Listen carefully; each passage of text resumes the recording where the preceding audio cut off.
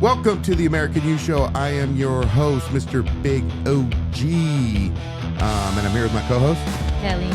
That's me. Kelly Marie, that's her. How's everybody doing today? So I wanted to do this episode today about felons and firearms, and I wanted to add a little bit more to it. And what do you think? Do you think felons should have firearms? And if so, if you do think that they should have firearms, why? And if you think they don't, why? That's kind of what we want to get into. Me being a felon myself, I did 15 years in the California prison system. I've been out for about 13 years, and, I think that I deserve to carry a firearm. And it's a real touchy subject because, most people think, oh, well, a felon can't have a firearm, but I think it should be done on a case-to-case basis. I think that's important. What do you think? I agree. I think it really depends on, the level of degree to which your history was, what you were convicted for, was it assault? Was it something violent? That all takes a play into, whether or not you should be able to carry a firearm. Yeah. So every felon has different circumstances, and some people, committed a felony when they were younger, and then they, grew up and they got families now, and they should have the right to protect them. It's actually unconstitutional for them to deny that right to a felon. Well, they're trying to take it away from everybody, really. Yeah, I understand they're trying to take it away from everybody, but it's unconstitutional for a felon in the it says nowhere in the Constitution that a felon cannot carry a firearm. It says we all have the right to bear arms. Yeah. Isn't that to protect ourselves against the government anyway? Like tyranny? Yeah, it's to protect ourselves against the government, but it's also to protect ourselves against people. Yeah. Because people, good guys with guns, and just because we're felons don't mean that we're bad guys or bad people. Everybody makes mistakes. Nobody watching this podcast right now or listening to it is perfect. It doesn't happen that way, there's Uncle Toms out there, that, abide by everything, but not everybody's perfect, Yeah. And I've come to the conclusion that, I'd like to have that rights. Now, in some states, it's different than others. Like in the state of Texas, you are able to, after 5 years of being, out of incarceration and all that, you're able to have a firearm in your home. That's state law. Federal law says no, not at all. Now, but you can't carry the firearm on your person. So say, for instance, you're going somewhere and you want to carry a firearm and you got your kids with you and you want to be able to protect your family. Well, you're not able to do that, not even in the state of Texas. And I think that should be taken on a case-by-case basis, and I think that felons should have firearm rights restored. Maybe do a specific program for when you do get out, and after you get out for a certain amount of time, if you don't break the law, obviously, and you do some sort of special programming to where you rehabilitate yourself within society. What is that called?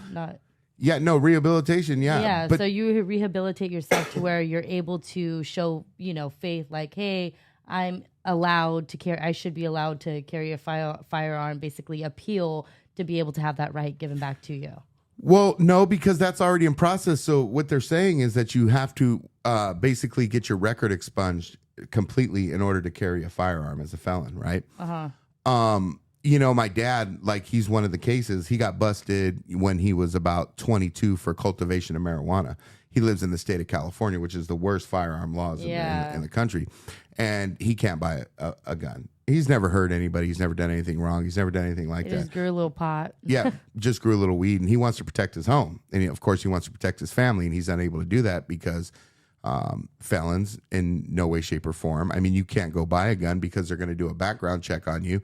And the background check's going to say, hey, regardless of the felony conviction, when the felony conviction was, it's going to say, no, you cannot purchase a gun. It just comes across denied. It doesn't say specific reasons or anything. But even in the state of Texas, and even though you're allowed to have a firearm in your home to protect yourself after X amount of time, you still can't go buy a gun.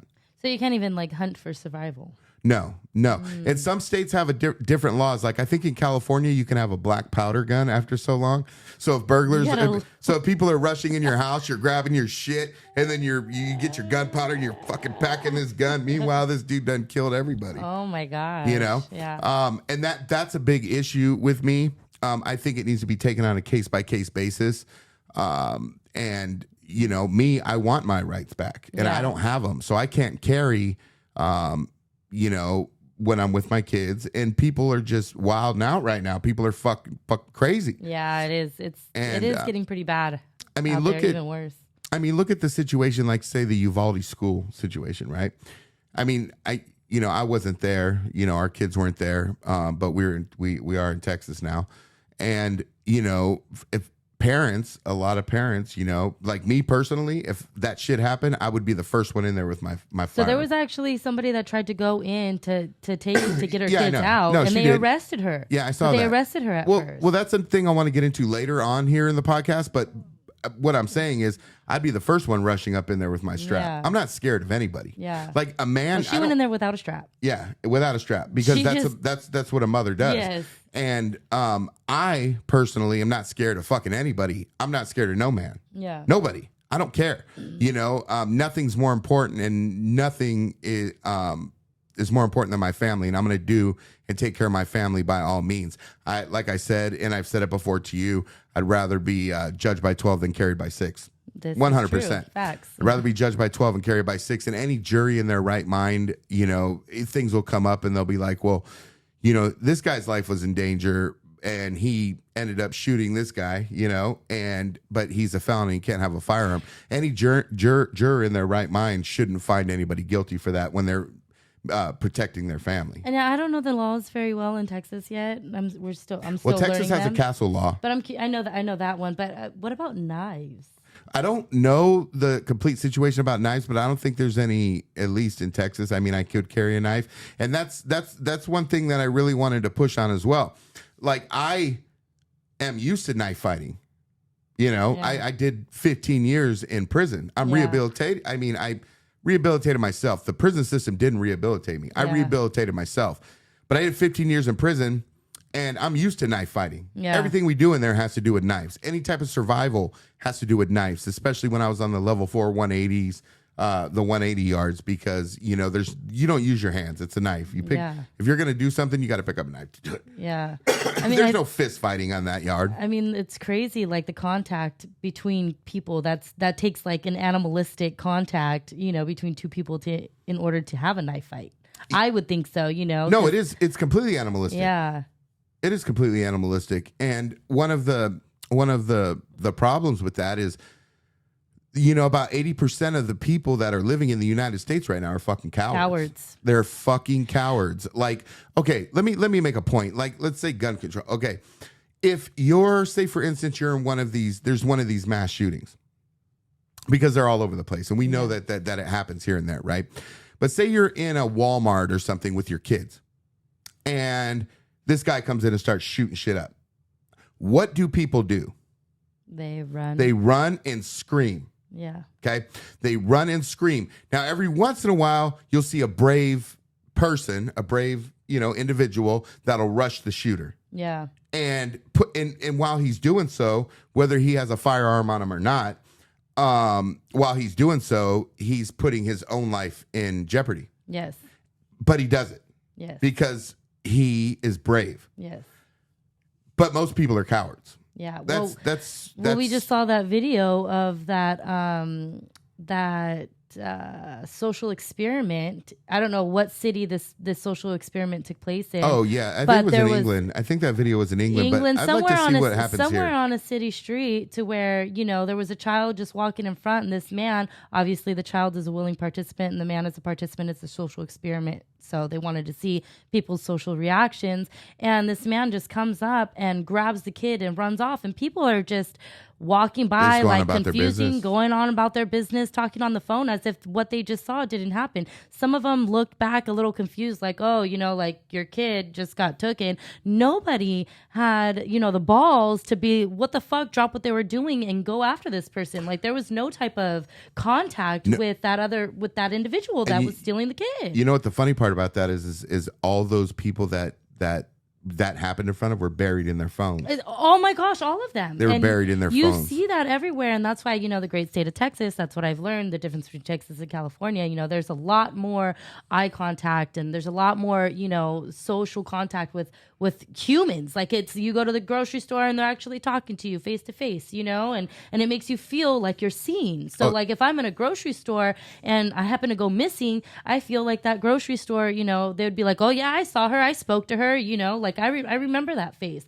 So it makes me feel more confident in going out and about in my community and feel more safe knowing that I'm being seen. Anyway, Texas is a completely different type of state than California is. And of course, we came from California. We had to get the fuck out of there. And in California, people don't recognize you on the streets. They're too buried in their phones and their personal life and stuff like that. But the thing is I'm always looking out for people. Like if I see something that's not supposed to happen, I'm completely looking out for. I'm looking out for him, Yeah. And I'm going to step up to the plate. I'm not going to let some kid get snatched in front of me. Yeah. I'm not going to let some woman get beat up in front of me. You know what I mean? I'm not a fucking coward like the majority of people that today. And that's the way that they're brought up and raised. They think that, and it's funny because it's like defund the police, defund the police, defund the police. And yet as soon as they have a problem, they want to call and cry to the police. Yeah. What was that? What was that quote that we heard? It was. Oh, that was Lindsey Graham said that. I don't even like fucking Lindsey Graham, to be honest with you. I think he's a fucking warmonger and whatever. But he said, if you wanted to fund the police, next time you get in trouble, call crackhead. Yeah, no, it was something way better than that. Yeah, it was better than that. It was better than that. Send Tyrone Biggums up in there with his lips all crusty and shit. He'll save you with a can of Red Balls. Fuck. With a can of Red Balls. Did you see that episode, Dave Chappelle show, Tyrone Biggums? He had the can of Red bowls. He's lifting up fucking buses and stuff like that. But yeah, I'm talking to you, man. I'm talking to the men out there that you're fucking cowards. And I'm not saying all men are cowards, but what we see is masculinity. Masculinity is at an all-time low. It's like they don't have testosterone anymore. Yeah. There's no testosterone. I mean, most of the guys, the younger guys that you see don't even can't even grow facial hair. They get a little patches. So something's affecting you somehow where there's a lack of testosterone. I grew up in the 80s and we were, out and about every day. We didn't come home, till the lights, to mom's calling when the street lights come on. I mean, that's how it was. We ran the streets. We weren't worried about any of this bullshit. Now, I mean, in order for your kids to play, you got to make a fucking play date. Yeah, that's weird. You can't even just send your kids over there. But back to the cowards. What are we going to do about it? I mean, what is the solution to this problem? I have no idea how to fix the cowardly men problem. Yeah, motherfuckers are scared. But the thing is, so I would feel more comfortable, knowing that a felon was there to protect me than a coward in a uniform.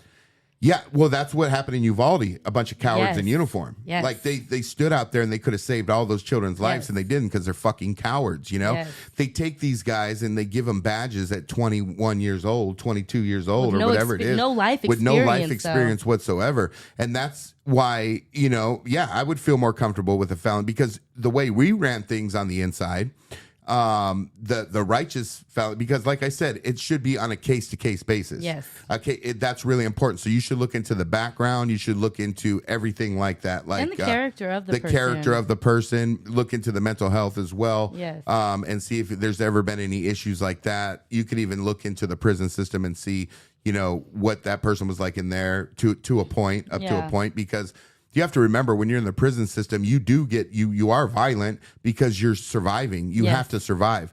It's a whole different set of rules in there. But we're used to going at motherfuckers head up. Boom, right here. And we're not hiding over here behind corners and we're going if we got something going on, we're right here. Yeah. Right, you're right here, I'm right here, and we're getting down. Yeah. And that's how we survive in there. And the problem is people are scared. Well, everybody's scared to fucking do that. Yeah. And then you got... But you have to get over that hump in order to face your fear. You have to get over that and handle business. Yeah, but the people who haven't experienced, have no life experience, and then have been coddled their whole fucking life, because that's what it is. or they go to these universities and these institutions and get into these, they start taking, liberal arts, and all their friends are fucking fuckboys, because that fuckboys are all over the place now. Yeah. They're fuckboys. They wear their tight ass pants and think they're all tatted up, and they think that it makes them look tough and stuff like that. And I mean, they're fuckboys. I mean, what do you think about fuckboys? I mean, they're fucking lames, man. I think it's lame. And but the problem is the cowardice. So like I'm saying, if there's a mass shooter and I'm in there with my family inside of a grocery store, I'm going to rush him. Yeah. I don't care if I get killed. Okay. I don't care if I get shot. All I care about is that my family, my children, and everybody else in the place are safe. Okay. And if I have to take a bullet and die for that, then that's what's going to happen. But I know my family is safe. But the problem is I'll be the one going to rush the guy, and everybody else will still be running. So it has to be to where I rush him, and then somebody sees what I'm doing and joins me. It has to be like an animal pack. Yeah, it has to be an animal pack, dude. It has to be like everybody, because I mean, it's one person with a gun. I mean, I understand guns are very, powerful. They're deadly. They're gonna hurt you if you get shot. But the chances of 5 people, 3 people, even 2 people taking down one shooter and removing the gun from him is going to be higher than him just walking around still casually, shooting people. Exactly. It's not about just removing the gun from him. It's about rushing the guy and knowing, I don't live in a world where I feel confident that when I make that move, that somebody's going to have my back. Yeah. I don't live in that kind of world. That's not what the United States is anymore. Yet soldiers go overseas and die for us on a daily basis. Yes. And they're not cowards. They're out there fighting. They're getting a lot of them aren't coming home, okay, on a daily basis. And the society here in the US, the cowards expect, so these soldiers are over there dying. You don't see these I don't know what generation it is. What is it? Gen Z? Gen Zers or whatever. I don't see any of them really trying to join the military. No, they're going to be like, they want, oh my God. Oh, what is it? Oh, I seen this. It's a TikTok thing where they go, they're like locked up and they're like, ew, this is my first time being kidnapped. Big daddy vibes or something like that. And then the cops come in and they're like, excuse me, ma'am, we're here to save you. And she's like, did you just assume my pronoun or did you just assume my gender? I don't even want to get into that right now. But that doesn't really have anything to do with what we're talking about. What I'm saying is like, where did that even come from? Because we were talking about Gen Z. So I'm talking about. I'm giving you an example of how Gen Z thinks. Yeah, but I'm talking about military and Gen Z going to fight and they won't do it, but yet they stomp all over the American flag and they stomp all over the national holidays where the American soldiers that fought and died so they can be free are honored, and that's a fucking problem, But yeah, if I was to rush somebody, I am not confident. I mean, I know my wife would probably have my back before anybody else. Yeah. I'm not confident that anybody would jump in and help me because everyone's a coward. Now, that being said, I would rather not have to rush the shooter. I would rather have a firearm and be able to take him out at that point, right? Yes. Just because I committed felonies in the past, right, doesn't make me a bad person. And felons are not bad people. Not all of them are bad people. All of them are. You have to understand how we run things in the prison system. And when child molesters or anybody with dirty shit comes in, we take them out. Yeah, and I appreciate you doing the work in there. Yeah, we take them out. We have certain morals, and one of our morals is to protect the children. We don't, even gang members, like mass gang members, because I'm from LA area, and so are you. Then, mass gang members, they don't just go around shoot. Well, the majority of them don't go around just fire on innocent people. Yeah. Right? At least the homies don't. Yeah, no, they don't. They don't fire on innocent people. They fight each other. Yes, there's fights between each other, but they don't fire on innocent people. I mean, I don't know how it is. So if you come to prison and you have killed a child or been in a drive-by or anything in the California prison system, you're fucking dead. Yeah, like we're going to get you. We're going to get you. Anything that endangers a child, we're going to get you. So, like I said, all felons should be judged on an individual basis. Yes. Even if it takes a long time to determine whether or not that they could own a firearm or carry a firearm, I think that should be reformed to where, like, even if it takes a year, like at least you'll wait that year in order to be able to carry a firearm and have a firearm in your home and protect your family and yourself. Well, you know, like I said, how long it takes. Like as long as the process is, you know, diligent and a sophisticated process, then I think that should happen. Yeah, I agree with you, and I think there needs to be a change there. Nobody's actually challenged that law yet, you know, and I know some people are watching the program and be like, no, fuck that, felons shouldn't have fucking guns, blah, blah, blah. They fucked up, you know. On a case-to-case okay, basis. fucking Mr. or Mrs. Perfect, you've never done anything wrong, you know.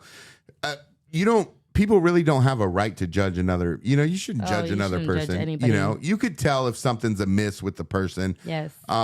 And something's off. I mean, there's usually signs there, you know? And I mean, like me personally, I mean, I would love to be able to carry, you know, when I'm out and about with my family, because I don't know what's going to happen. It's just the fact that I can't.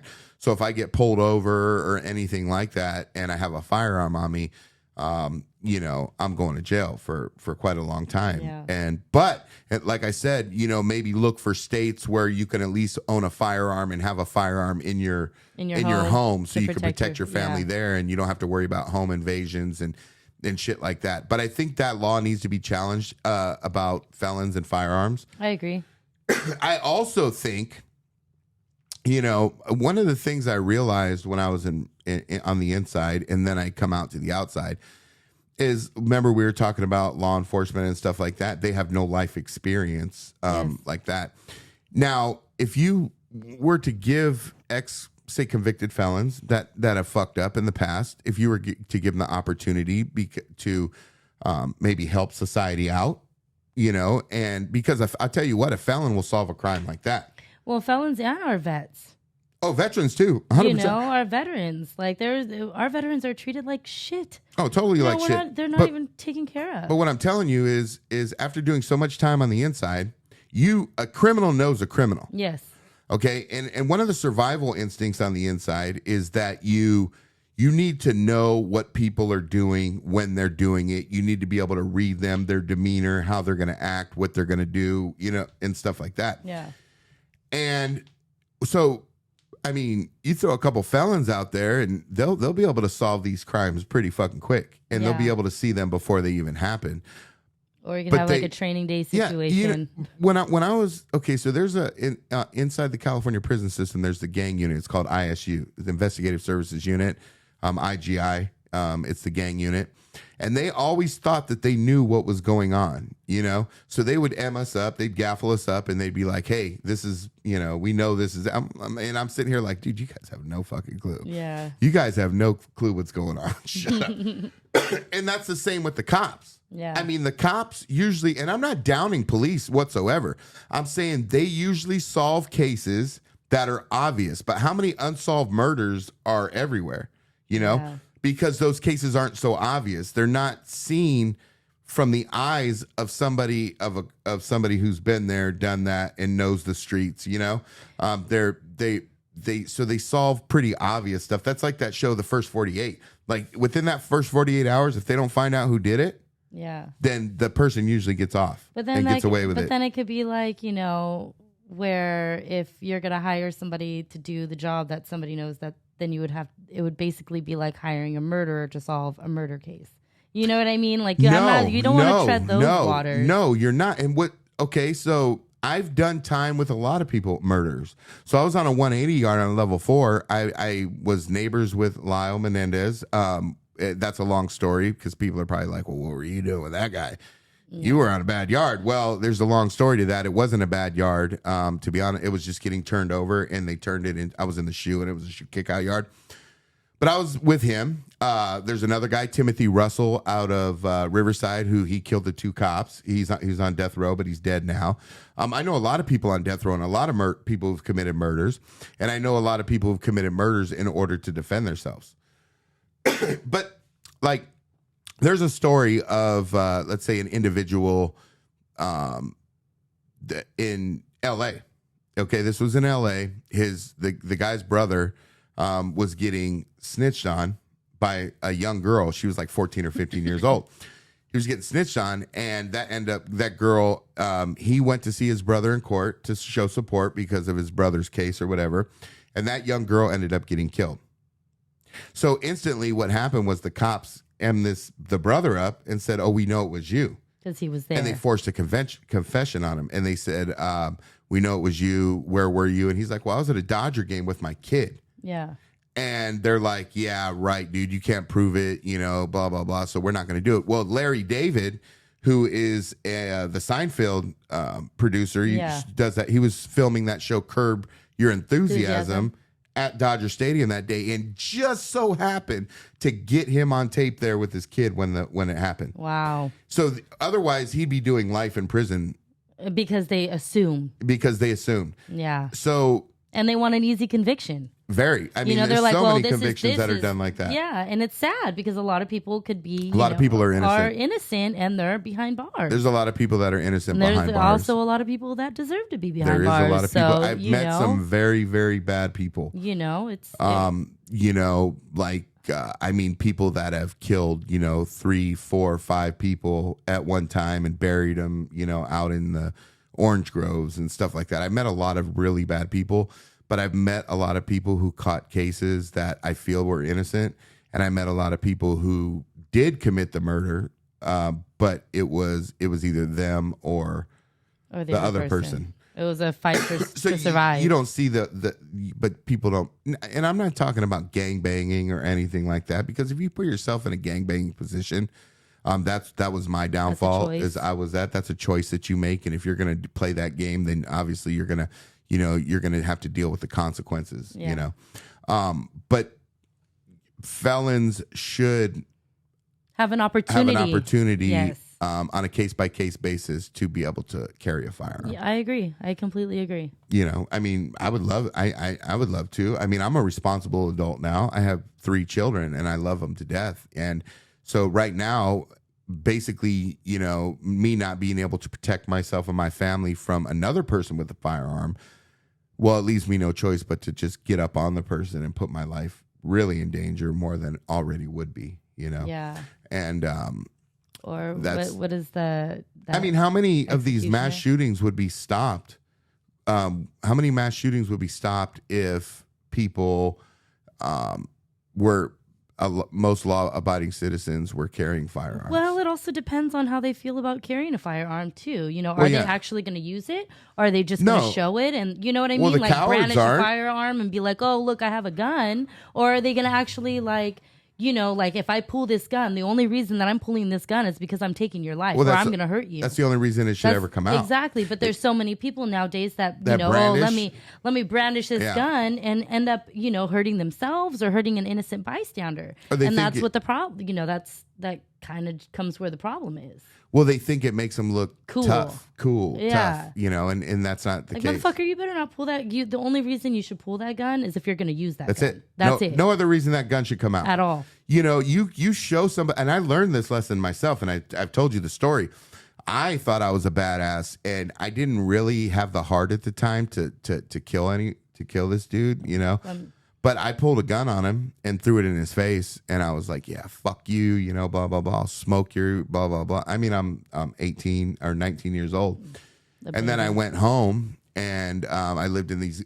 I'm from the hood, so I was living in these hood ass apartments, and I left the door unlocked, and I went on the couch and I laid down. He came in my house and stabbed me in the back while I was sleeping. I was coming down off drugs. I was doing some drugs at the time. Yeah. And he came into my house and he stabbed me in the fucking back. And because that's why you say, if you're going to pull a gun on somebody, you better fucking use it. That's right. And you better have a reason to pull that fucking gun, And now I've grown up to know that the only reason that gun should come out is if you or your family is in danger. And then you have their states with the, stand your ground law. Florida is one of them. Texas is one of them, which is a great law. Yeah. So, and I think Arizona's one too. You remember that situation, right? Yeah, I do. So I was in Arizona, and I was in Lake Havasu, and I was coming out of this bar, right? I was drinking, which is, that's what you do at bars. I was drinking, and I get out there, and me and my wife are having an argument, and then this guy randomly comes up to me, and he's like, and I told my wife to shut up. We were drunk. I was like, man, shut the fuck up, And I was drunk. And she was drunk. I tend to get loud, but I'm drunk. Yeah. So I was dancing on the bar, just a little backstory. So, yeah. it was time to go, and I did not want to go. Yeah, so he's like, he tried to play Captain Save-A-Ho. And he was like, hey, check it out. He's like, let me, don't you fucking talk to her like that. And he starts pointing his finger in my face, right? Yeah. So I laid him out. Yeah, it was the one hit. So when I laid him out, and mind you, this is like, I was still on parole at this time, right? Yes, like, you were. This is years ago. Yes. And I laid him out, and I didn't notice that there was a cop car sitting like right there. And they jump out, they fucking cuff me up, throw me in the back of the police car. And I'm just thinking in my head, I'm like, fuck, dude, this guy, disrespected me. I mean, people are like, man, he was pointing his finger at me, like he was going to do something. So I took the initiative to knock him out before he got to me. I mean, that's the way I'm going to do it. If I feel that you're going to do something to me, or if I feel that you're going to knock me out, or if you're going to, I'm going to take the action first. Okay. I'm not going to let you get a jump on me. Yeah. Okay. That's the mentality that I have. And the cops ended up letting me go. They're like, hey, in Arizona, it's a stand your ground law. He pointed his finger at you. And spitting, too. And he touched you like that. And he's like, you had every right to defend yourself, right? Spitting is also an offense, too, right? Like, if you spit on someone, that should be that. Fuck that, dude. That is like the grossest thing, the most disrespectful thing. I'd rather take a fucking punch than be spat on. Yeah, well, so that's the stand your ground law. Yeah, that works. That. Now, people take advantage of that law, though. Yeah. We can get into a case in Florida where, I don't know if you remember this, but the guy and his wife and the son pulled up to a liquor store. He got out with his son and went into the liquor store and he bought something. And his wife parked in the handicap spot. So this dude out of nowhere was sitting over there and seen his wife parking in the handicap spot. And instead of minding his own fucking business, because it's not hurting him, he gets out and knocks on the wife's window and starts blah, blah, blah, blah, running his fucking mouth. Oh, my God. And he's calling the dude's wife a fucking bitch and all that, and then the dude comes out of the liquor store with his son.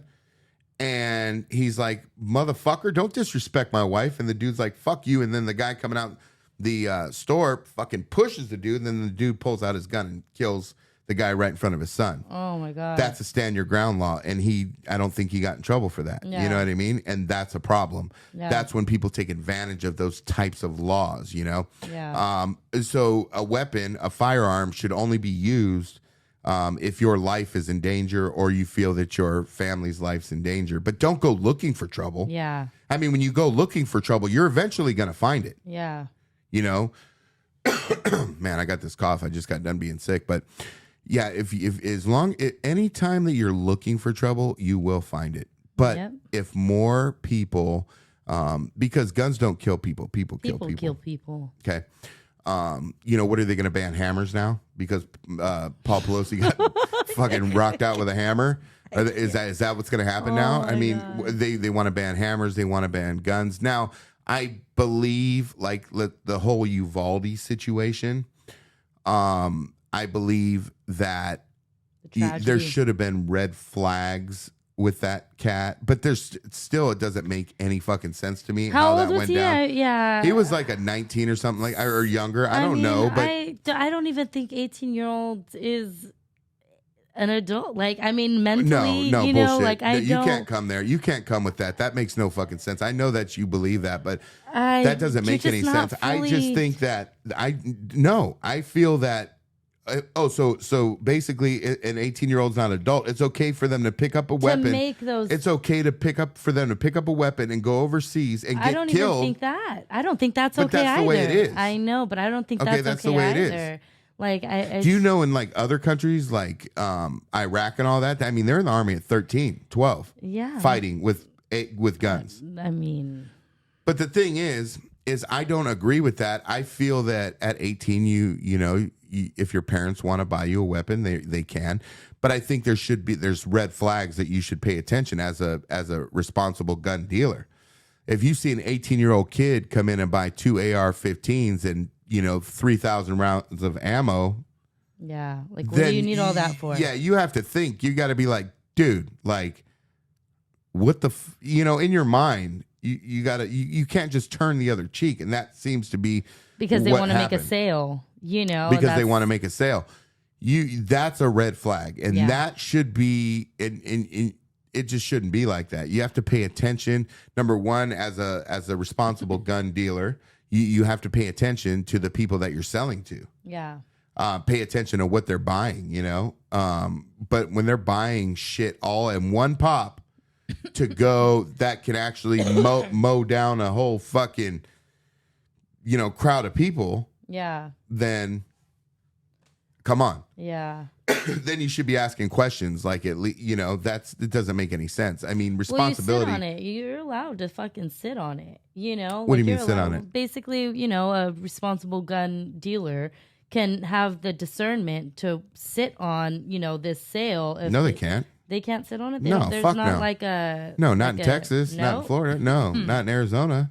California, there is. There's a grace period, Oh, I right? thought it was It's like a you know, 10-day waiting period. It's a cool off. It's called a cool off period. So what you got to do is, the reason they call it a cool off period is if, say for instance, you get pissed off. Like, oh, fuck this motherfucker. You know what I mean? He disrespected me, blah, blah, blah. And then you want to run to the gun store and you want to buy a gun and fucking run back to him and fucking do whatever you're going to do. So they have the cool off period where basically you get all pissed off and you go down and buy a gun.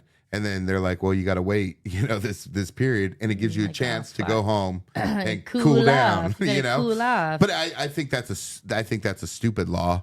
I think that just being a responsible gun, maybe they should put just the gun dealers through some type of some, you know, maybe it should be a thing where gun dealers have to take like a course to where they're able to recognize stuff like that. And I'm not saying that not to sell the gun as being a gun dealer to sell the gun, but as soon as you sell the gun, it should be. I don't know, man. I really There's don't. so many different. I really don't there's so know many how to different solve ways. this. I really don't know how to get around this. I Yeah. just need. I would just say that you have to be smart Yes. about what you're doing and be able to read people. And that's another thing, man. Like I can read people like a book. Like, you know that. I mean, Yeah. within the first 5 words that come out of your fucking mouth, I could pretty much tell a lot about you.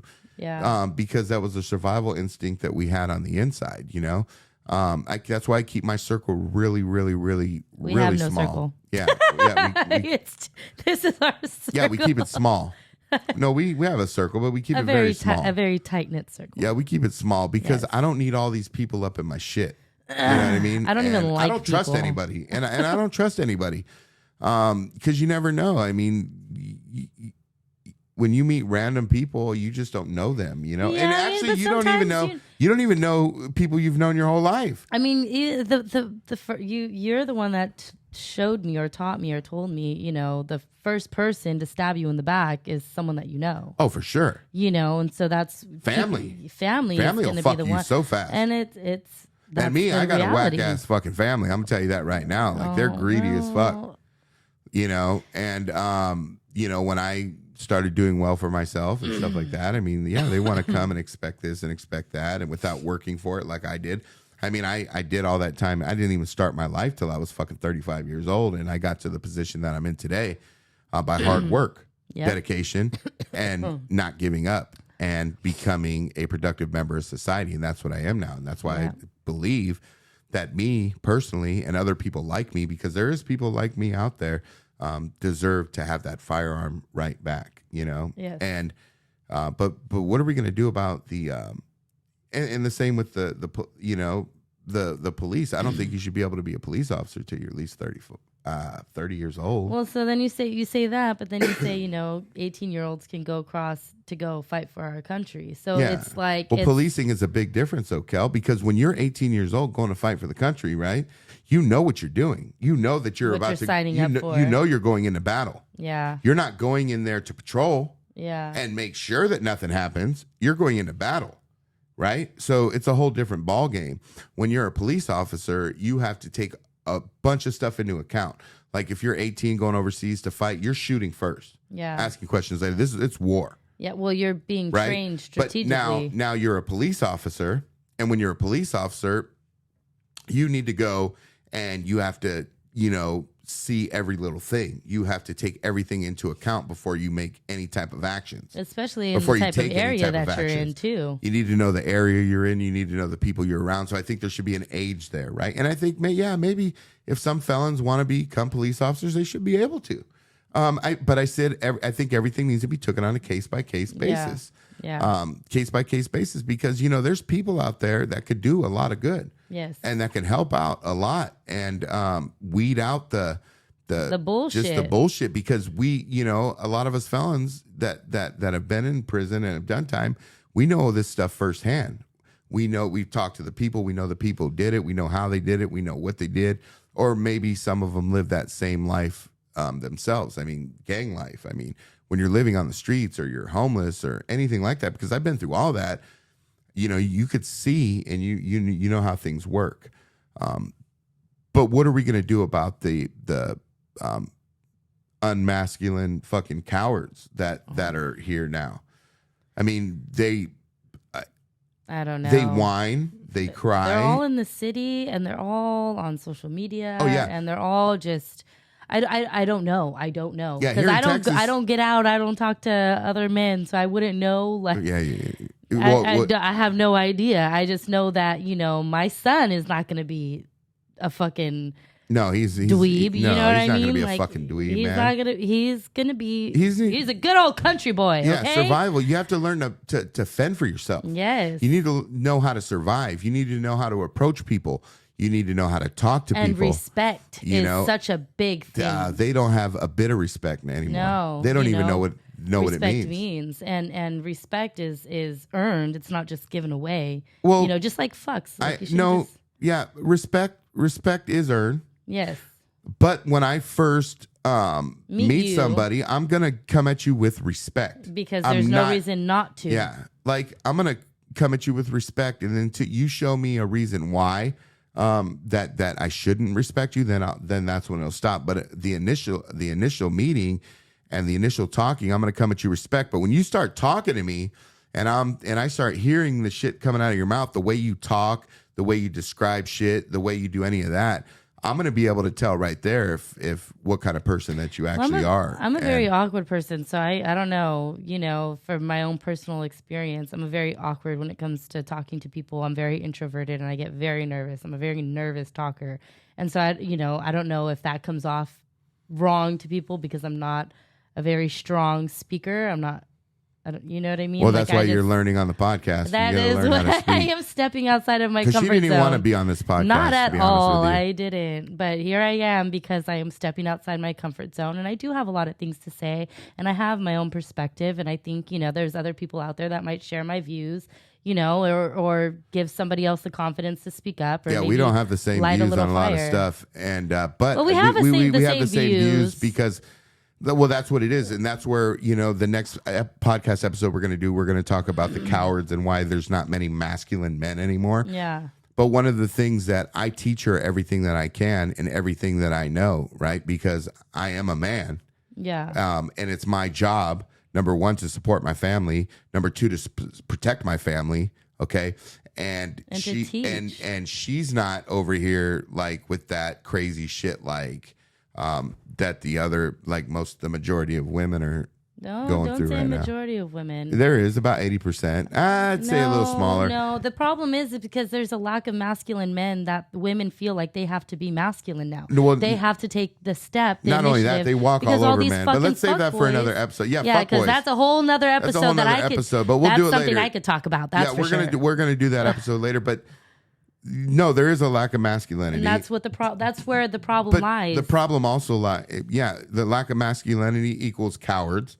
And it equals more masculine women, where women really don't want to have to take care of a grown man who acts like a child. We don't want, a child. We want a partner. Yeah, but women need to let men be men, and that's a problem. But there's no men, so how? But there is some men out there that get walked all over by women. That's true. That does happen. So women need to let men be men and do the things that men are supposed to do. And I think that I feel honestly that women need to be submissive to Well, the man. there's alpha men and there's alpha female, and There shouldn't be any alpha females. but there are. But and, there shouldn't be. But there are, and that is. Well, it's not a bad like I said, thing. that'll be a different episode. We'll talk about that. Oh, it's because getting good now. It's not getting good because I have other people that I want to bring in on this conversation. That is true. For that one, and because I feel that women should be submissive to the man. You keep saying it, and I'm going to continue I'm just saying telling my. you, you can I'm say going to that all continue you want. saying my thing is that it's a case to case It's not a case- basis. well, it is because if you have a the fuck man, boy, if you're dealing with a exactly. fuck boy. But see, again, you've already said it is that the majority of men nowadays are fuck boys. Yeah, so but why I is don't- it I that don't women believe have to that- be submissive to fuck boys? Well, I don't believe that the women should be submissive to the fuck boy. I believe that women shouldn't fuck with fuck boys. But see, it's so Period. hard to discern, just like it's hard to That's discern because whether women you have deal with a emotions. All women deal with you know fucking what? emotions. And that's not a bad thing. And we don't give a- that's just who we and are. a man without a woman having their emotions and leading with their emotions. Fuck those emotions. Then there's no balance. The emotions are the because downfall. men are logic and women are emotion. Yeah, and well, without it's a balance. Yeah, That's why. Okay, we'll talk about that on a different episode because she's fucking tripping. I'm not tripping. Anyway, I'm speaking truth here. Anyway, comment in the comments and let me know if you feel that felons should be able to get certain felons on a case by case basis. That is, should be able to carry firearms. I mean, right now it's definitely you'd have to be in one of those states that is pretty pro firearm already because you can't go to California and try to get that done. There's no fucking way. But I think it should be looked at on a case-by-case basis. And again, the Constitution doesn't take that right away from felons. Yeah. It's constitutionally, so it's not gone. But again, a case-by-case basis, and you need to evaluate stuff like that and see what that person is doing. But I believe that there are felons out there that should get their gun rights back. And I believe, and another thing I want to say before leaving is, fuck, guys, quit being fucking cowards, man. Grow some balls. This coward shit, this crying like a little bitch, it just isn't fucking working for us. It's just completely destroying our society. We need to bring back the age of masculine men when men were men and not fucking bitches. This is the American You Show. I'm Mr. Big OG. I'm Kelly Marie. And we will talk to you next time.